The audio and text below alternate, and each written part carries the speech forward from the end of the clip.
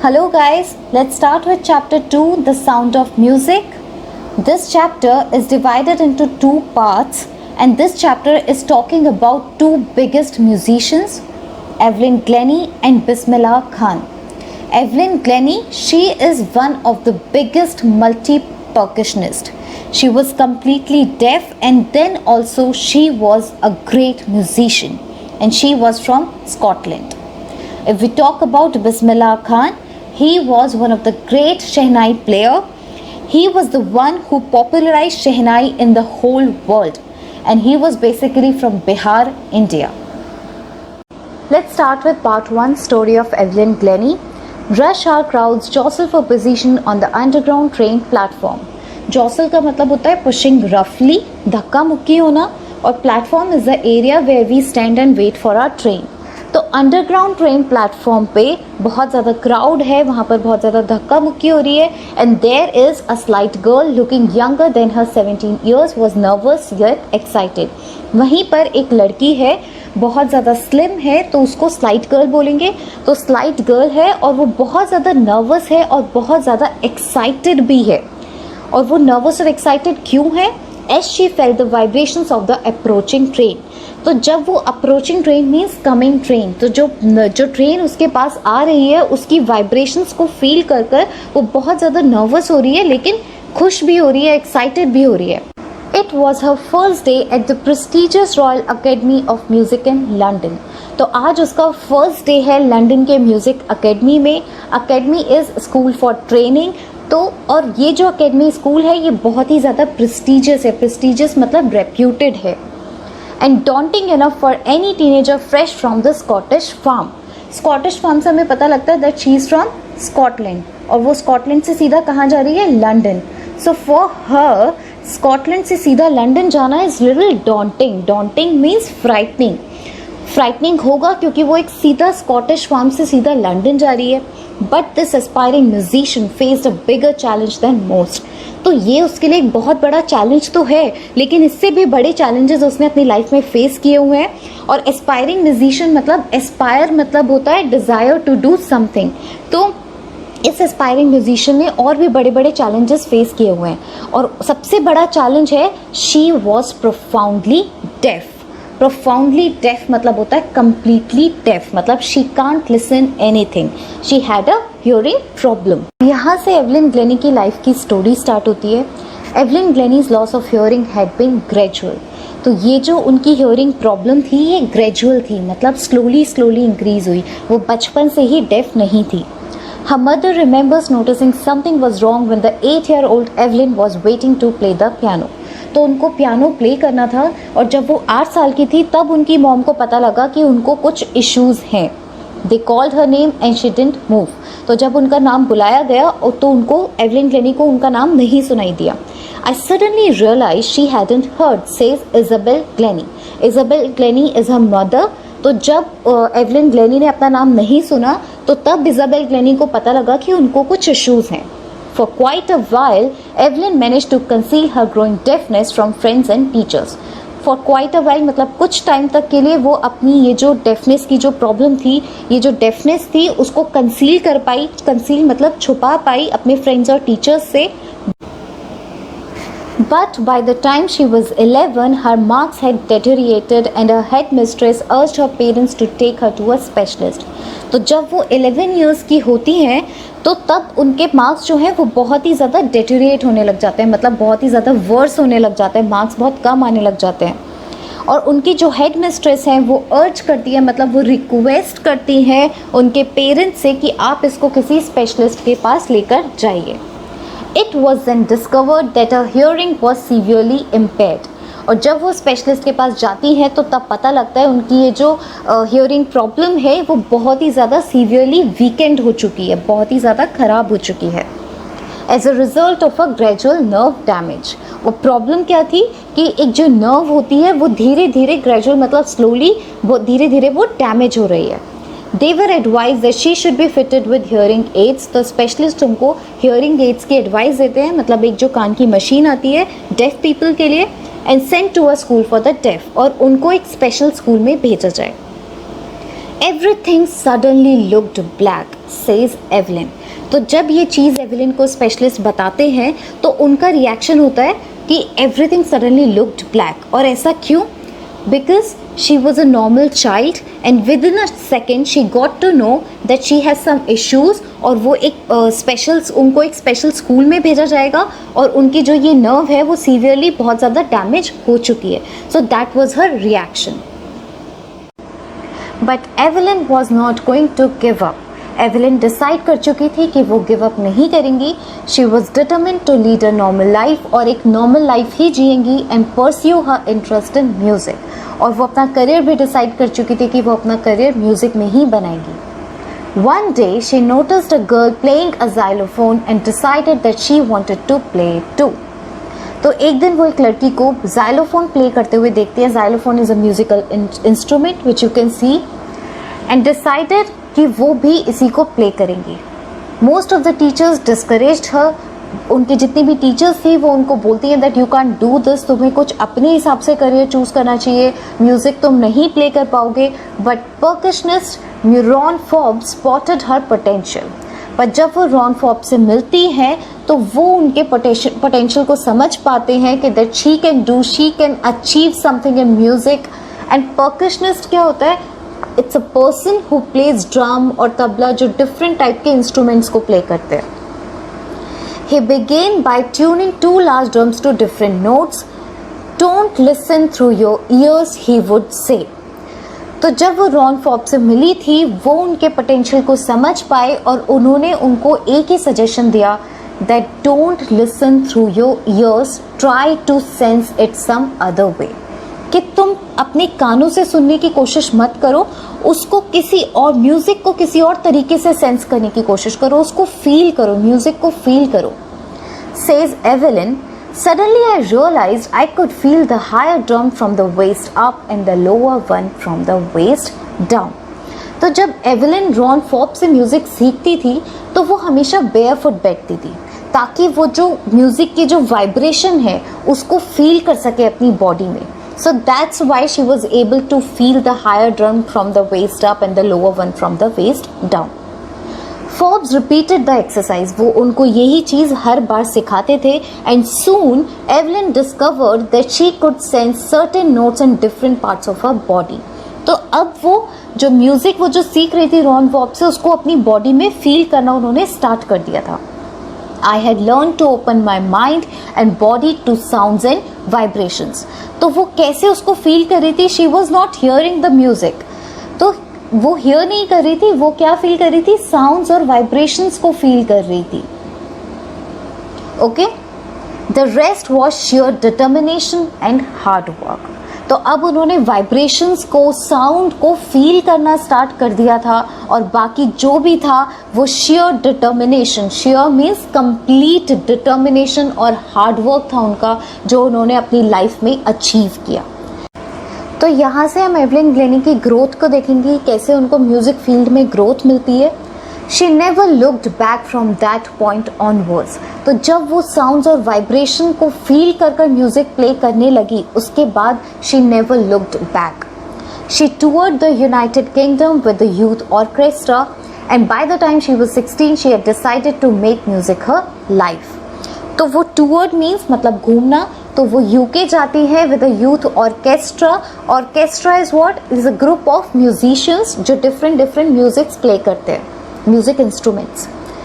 And by the time she was 16, when she was 16 उन्होंने decide कर लिया कि वो म्यूजिक को ही अपनी लाइफ में रखेंगी. और उसके बाद वो ऑडिशन देती है, इंटरव्यू देती है. कहाँ पर? रॉयल एकेडमी ऑफ म्यूजिक जो लंदन में थी. And scored one of the highest marks. उनको सबसे in the history of academy उनके सबसे ज़्यादा हाईएस्ट मार्क्स होते हैं. She gradually moved from orchestral work to solo performances. पहले वो ऑर्केस्ट्रा में प्ले करती थी ग्रुप ऑफ म्यूजिशियंस के साथ and now she started performing in solo. At the end of her 3 years course, जब उनका वो 3 year का कोर्स कंप्लीट होता है, she had captured most of the top awards. Royal academy की तरफ से उनको बहुत सारे अवार्ड्स मिल चुके होते हैं. And for all this Evelyn won't accept any hint of heroic achievement. और इन सब चीज़ों के लिए मतलब उनको इतने सारे अवार्ड्स मिले, इतना सारा एप्रिसिएशन मिला, उन्होंने एक भी अचीवमेंट को एक्सेप्ट नहीं किया. And what she said, if you work hard and know where you are going you will get there. अगर तुम हार्ड वर्क करोगे और तुम्हें पता है कि तुमने अपनी लाइफ में एक फील्ड चूज़ कर लिया और उसके बाद तुम उस चीज़ के लिए हार्ड वर्क करते हो तो तुम्हें वो चीज़ ज़रूर अचीव होगी। And she got right to the top, the world's most sought after multi percussionist with the mastery of some 1000 instruments.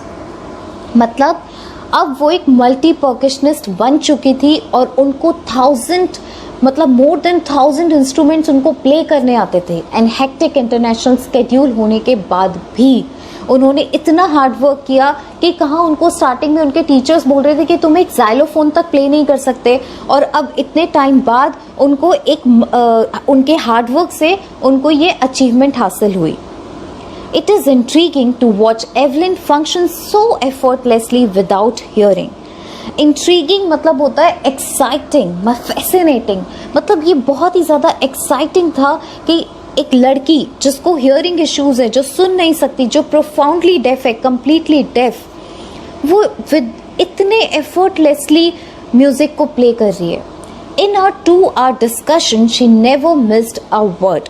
तो जब उनका इंटरव्यू हो रहा है तो उस 2 घंटे के बीच में उन्होंने एक भी वर्ड मिस नहीं किया। मतलब जो इंटरव्यू ले रहा है वो उनके सारे वर्ड्स को समझ पा रही है।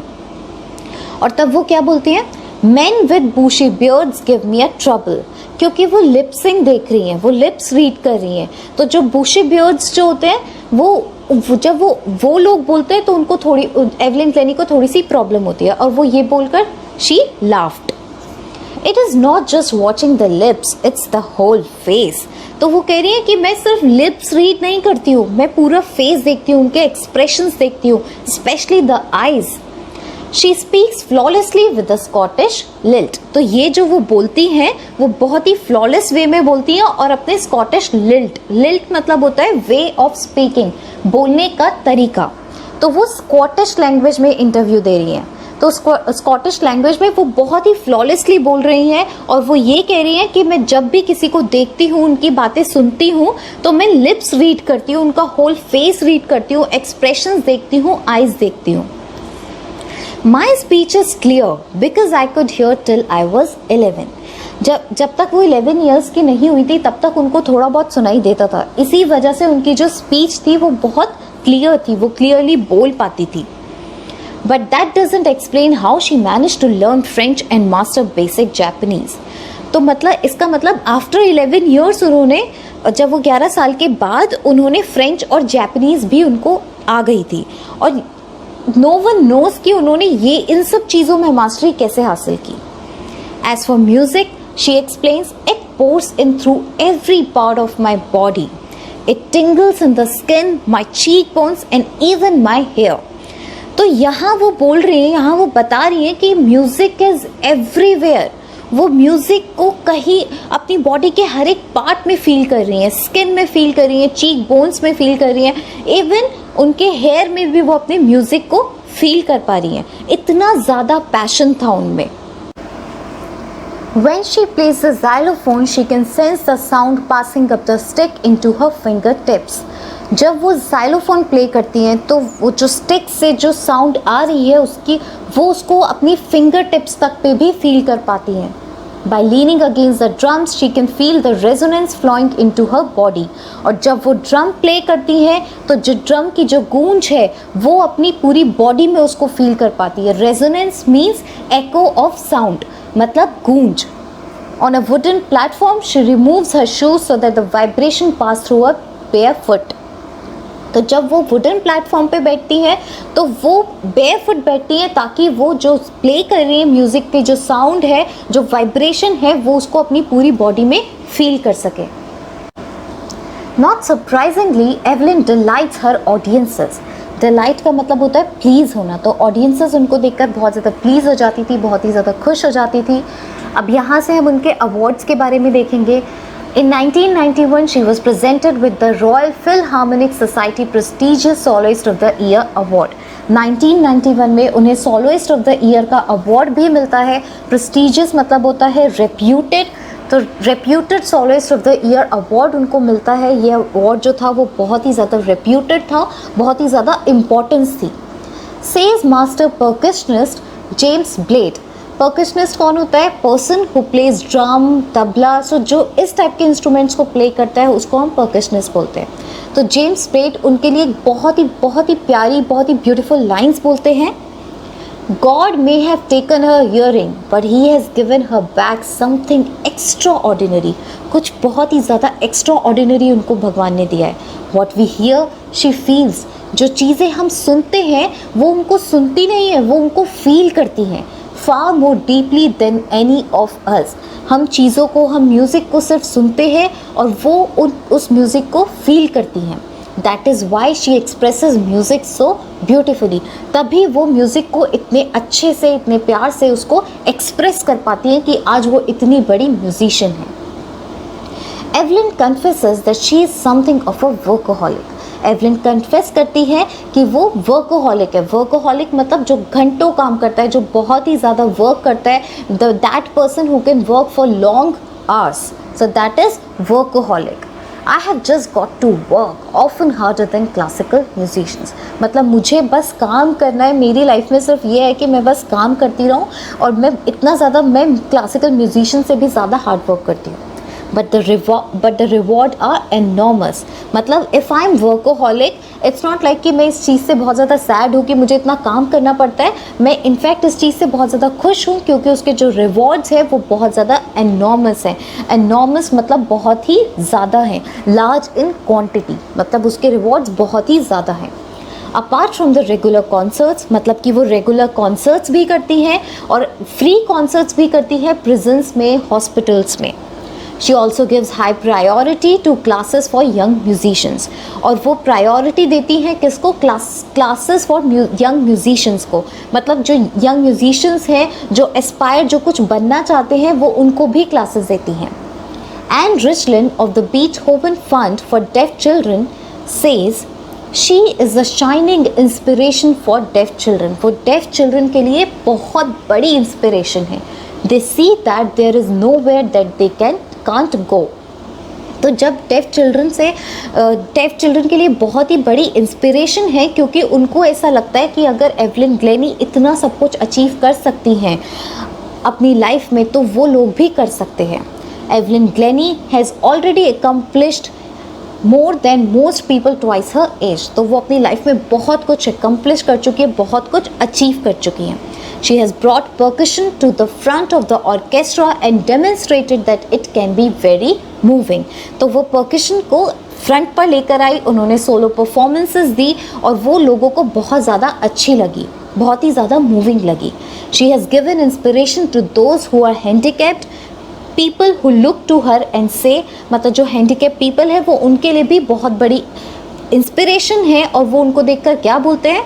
If she can do it, I can. अगर ये कर सकती हैं तो मैं भी कर सकता हूँ. And not the least, she has given enormous pleasure to millions. और उन्होंने enormous मतलब बहुत ही ज़्यादा pleasure दिया million people को क्योंकि जब भी audiences उनको देखती हैं तो वो खुश हो जाते हैं. That was the end of the story. Now we will discuss the part 2 of this chapter in the next video. I hope आपको मेरी ये वीडियो समझ आई होगी. If you have any doubts, just write it down at the comment section. Please like, subscribe and share my channel and also press the bell icon so that आपको आगे की video की updates मिलती रहें.